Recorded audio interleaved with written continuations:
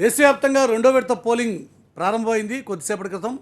మొదటి విడతలో జరిగినటువంటి ఆంధ్రప్రదేశ్లో జరిగినటువంటి ఎన్నికలకు సంబంధించిన ప్రకంపనలు ఓవైపు కొనసాగుతుండగా వారం రోజులు గడిచినప్పటికీ ఇంకా ప్రకంపనలు ఆగలేదు. వాటికి సంబంధించి ఆరోపణల ప్రచార పర్వం కొనసాగుతూనే ఉంది. మరోవైపు రెండో విడత పోలింగ్ వారం రోజుల తర్వాత ఈరోజు జరుగుతోంది. రెండో విడత లోక్సభ పోలింగ్కి సంబంధించినటువంటి పోలింగ్ కొద్దిసేపటి క్రితం ప్రారంభమైంది. 11 రాష్ట్రాల్లోనితో పాటు ఒక కేంద్రపాలిత ప్రాంతాల్లో కూడా ఈ పోలింగ్ జరుగుతుంది. మొత్తం 95 లోక్సభ నియోజకవర్గాల్లో ఈ రెండో విడత పోలింగ్ నిర్వహిస్తుండగా 1644 మంది అభ్యర్థులు పోటీ పడుతున్నారు. వాస్తవానికి 97 నియోజకవర్గాల్లో పోలింగ్ జరగాల్సి ఉన్నా వేలూరులో చోటు చేసుకున్నటువంటి అనూహ్య పరిణామాలు, భారీగా దొరికినటువంటి కోట్ల రూపాయల డబ్బుతో కేంద్ర ఎన్నికల సంఘం అక్కడ ఎన్నికని వాయిదా వేసింది.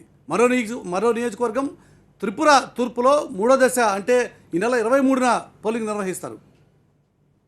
తమిళనాడులో అత్యధికంగా 38, కర్ణాటకలో 14 లోక్సభ స్థానాలకు ఈరోజు పోలింగ్ జరుగుతోంది. ఈ దఫాలో ఉత్తరప్రదేశ్లో 8 లోక్సభ స్థానాలకు పోలింగ్ జరగబోతోంది. జమ్మూ కాశ్మీర్లోని 2 లోక్సభ స్థానాలకు కూడా ఇవాళే పోలింగ్ జరుగుతోంది. అల్లర్లు ఎక్కువగా జరిగే అవకాశం ఉన్నందున భారీగా కేంద్ర బలగాల్ని మోహరింపజేశారు. దాదాపుగా 80 కంపెనీల బలగాల్ని ఇక్కడ మోహరించి ఉంచారు. ఇక ఉదయం 7 గంటలకే పోలింగ్ ప్రారంభమైంది. సాయంత్రం 5 గంటల వరకు పోలింగ్ ప్రక్రియ కొనసాగుతుంది. అయితే మావోయిస్టు ప్రభావిత ప్రాంతాలు ఎక్కువగా ఉన్నటువంటి చోట్ల సాయంత్రం 4 గంటలకే పోలింగ్ ముగించబోతున్నారు. సమస్యాత్మక ప్రాంతాల్లో భారీగా బలగాల్ని రంగంలో దించారు. ఈ దఫాలో జితేందర్ సింగ్, జువల్వరం, సదానంద గౌడ్, పోన్ రాధాకృష్ణన్, మాజీ ప్రధాని దేవగౌడ, డిఎంకే ముఖ్య నాయకులు దయానిధి మారన్, డి రాజా, కనిమొళి వంటి ప్రముఖులు కూడా ఈరోజు పోలింగ్లో తమ అదృష్టాన్ని పరీక్షించుకోబోతున్నారు. సార్, వెస్ట్ బెంగాల్ వెళ్దాం. వెస్ట్ బెంగాల్లోని సిలిగురి నుంచి మా ప్రతినిధి హసీనా అక్కడి నుంచి లేటెస్ట్ అప్డేట్స్ అందించడం కోసం సిద్ధంగా ఉన్నారు. సిలిగురిలో భారీగా పోలింగ్ ఇప్పటికే ప్రారంభమైనట్టుగా సమాచారం. పూర్తి వివరాలు అందించడం కోసం హసీనా సిద్ధంగా ఉన్నారు. హసీనా, ఎలా ఉంది వాతావరణం?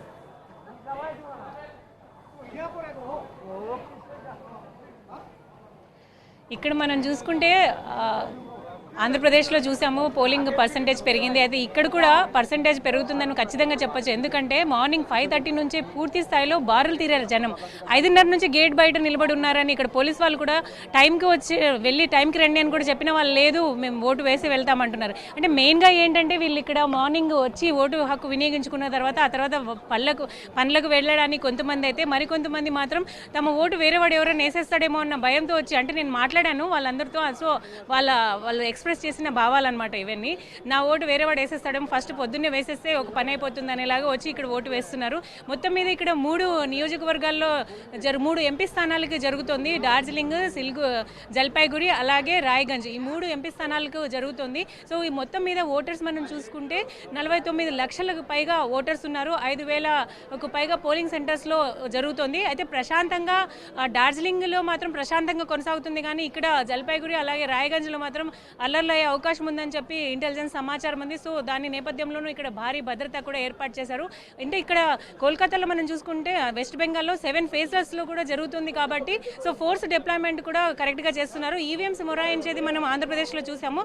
ఇక్కడ కూడా మార్నింగ్ స్టార్ట్ అయినప్పుడు ఈవీఎం నేనున్న ఈ పోలింగ్ బూత్లో కూడా ఒక పోలింగ్ సెంటర్లో ఈవీఎం మొరాయించింది. అయితే అప్పటికప్పుడు రెక్టిఫై చేసేశారు పూర్తి స్థాయిలో. సో ఓవరాల్గా ప్రశాంతంగా చేయడానికి అన్ని ఏర్పాట్లు చేశారని మనం చెప్పొచ్చు. ఇక్కడ ప్రధానంగా పోటీ చూసుకుంటే ఒక జాతీయ పార్టీకి అలాగే ప్రాంతీయ పార్టీకి మధ్య పోటీ జరుగుతుంది. ఇటు తృణమూల్ కాంగ్రెస్కి, బీజేపీకి మనం చూసుకుంటే గత 2014లో 2 ఎంపీ స్థానాలు మాత్రమే వచ్చాయి. ఈసారి మాత్రం 15కు పైగా ఎంపీ స్థానాలు సాధించడానికి బీజేపీ చాలా కృషి చేస్తుంది. ఇక్కడ తృణమూల్ కాంగ్రెస్ అలాగే సిపిఎం మనం ప్రధాన పార్టీలు ఇన్నాళ్ళు చూసుకుంటూ వచ్చాం, కానీ ఇప్పుడు మాత్రం బీజేపీ అలాగే తృణమూల్ కాంగ్రెస్ మధ్యలోనే ఇక్కడ పోటీ జరుగుతుంది. మురళి గారు, రైట్ హసీనా, సిలిగురిలో ఉన్నటువంటి సిచ్యువేషన్ అది. అయితే ఓవరాల్గా బెంగాల్లో చూసుకుంటే కొంత సెన్సిటివ్ ఏరియాస్ ఎక్కువ, ఉద్రిక్తతలు చోటు చేసుకున్నటువంటి ప్రాంతాలు ఎక్కువ. అటువంటి చోట్ల ప్రత్యేకించి ఫోర్సెస్ విషయంలో ఎటువంటి జాగ్రత్తలు తీసుకుని పార్టీల ఇన్ఫ్లుయెన్స్ చాలా గట్టిగా ఉండేది ఈ ప్రాంతాల్లో. కానీ ఇప్పుడు ఇంతకుముందు ప్రస్తావించినట్టు fight between Trinamool Congress and బీజేపీగా మారిపోయినటువంటి ఈ సిచ్యువేషన్లో ఓవైపు మోదీని ఛాలెంజ్ చేస్తూ మమతా బెనర్జీ చేస్తున్నటువంటి కార్యక్రమాలు సందర్భంలో 2 పార్టీలు కూడా ఈ ఎన్నికలు చాలా ప్రతిష్టాత్మకంగా తీసుకున్నాయి. కాబట్టి ఈ 2 పార్టీల నాయకులు ఎంత కాన్ఫిడెంట్గా ఉన్నారు గెలుపుకు సంబంధించి?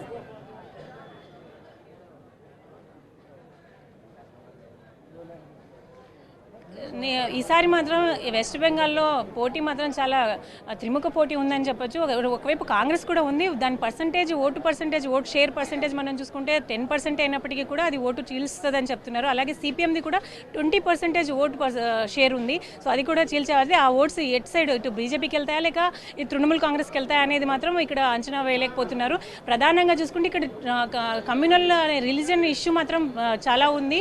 సో ఎన్ఆర్సీ అలాగే సిటిజన్ అమెండ్మెంట్ బిల్లుకి సంబంధించి కూడా బీజేపీ దాని ప్రస్తావన తీసుకుని వస్తుంది. అయితే తృణమూల్ కాంగ్రెస్ మమతా బెనర్జీ మాత్రం ఇక్కడ మరో గుజరాత్ లాగా నేను తయారు చేయడానికి సిద్ధంగా లేను అని చెప్పి ఆ ఉద్దేశంలో తను ముందుకు వెళ్తుంది. అయితే ఇక్కడ సెటిలర్స్ ఎక్కువ మంది ఉన్నారు, బంగ్లాదేశ్ నుంచి వచ్చిన వాళ్ళు ఎక్కువ మంది ఉన్నారు కాబట్టి వాళ్ళకి ఎక్కువగా మమతా బెనర్జీ గవర్నమెంట్ చాలా హెల్ప్ చేస్తోంది, వాళ్ళకి ఎక్కువగా ఫర్గా ఉందని చెప్పి కూడా ఇక్కడ చాలా వ్యతిరేకత ఉంది. అలాగే సెకండ్ టర్మ్ కాబట్టి దానికి సంబంధించి కరప్షన్ కూడా ఎక్కువగా హైలైట్ చేస్తుంది బీజేపీ.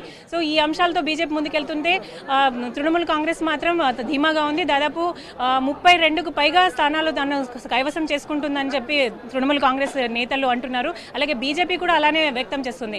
అంటే లాస్ట్ టైం 2 ఎంపీ స్థానాలు మాత్రమే వచ్చాయి, ఈసారి మాత్రం 20కి పైగా ఎంపీ స్థానాలు మేము తీసుకునే ప్రయత్నం చేస్తామంటున్నారు. ఎందుకంటే ఈసారి ఎలక్షన్స్లో అటు సైడ్ రాజస్థాన్, పంజాబ్ అటు సైడ్ బీజేపీకి ఓట్లు తగ్గినప్పటికీ ఇటు పక్కన ఎక్కువగా నార్త్ ఈస్ట్ స్టేట్స్లోనే ఎక్కువగా సాధించడానికి ట్రై చేస్తుంది బీజేపీ. రైట్ హసీనా, వెస్ట్ బెంగాల్లో ఉన్నటువంటి అవతల వైపు మరో